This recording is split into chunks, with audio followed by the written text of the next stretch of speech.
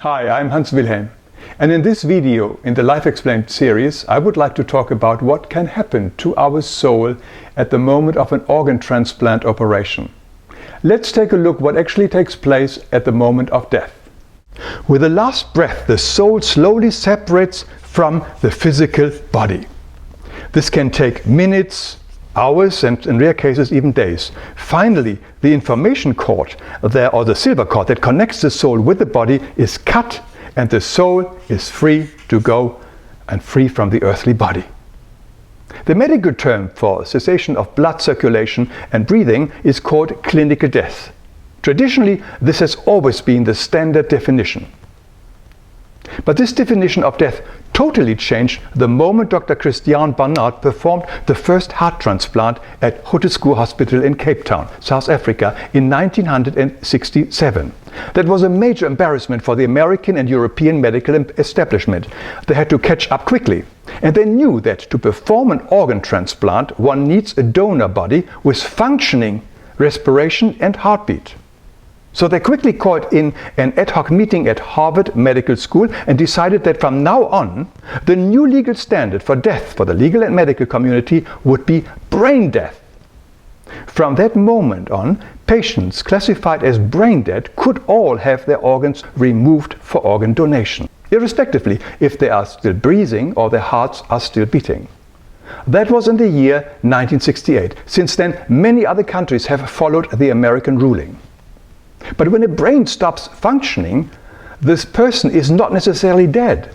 Many of you have seen neurosurgeon Dr. Ivan Alexander on various TV talk shows. He wrote the book Proof of Heaven. His brain shut down completely as a result of a rare illness. He lay in coma for 7 days and then returned.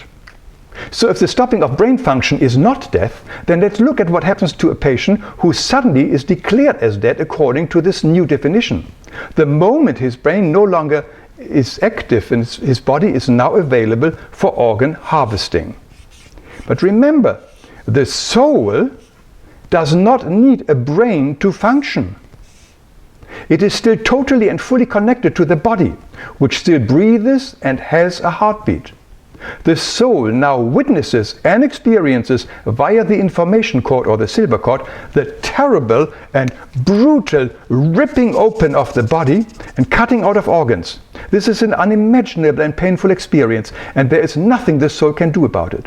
To a certain degree, the soul is also connected to the organs that are now transplanted into the new body.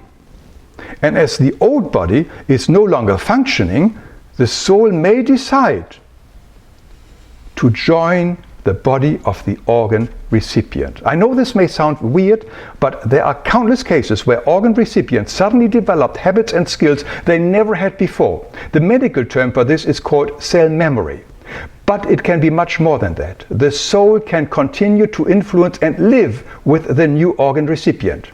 There are many books on this topic, most famously the one by Claire Sylvia called A Change of Heart, with foreword by Dr. Bernie Siegel. Let me read from the book's description. After a heart and lung transplant operation, dancer Claire Sylvia discovered that new organs were not the only thing she inherited. Never having liked such foods as beer and chicken nuggets, she suddenly started craving them. After an extraordinary dream, she seeks out the family of a donor, a teenage boy who died in a motorcycle accident, and learns that it is indeed possible for two souls to merge in one body. End of quote. Every person has the right to his own choice when it comes to organ donation. I completely respect that, and I hope that this video has given you some more information to make the choice that is right for you. And if you'd like to know more about the subject and about what happens to the soul at and after the moment of death, you may find this book very helpful. It is called Everyone Dies for Himself Alone by Gabriele of Würzburg.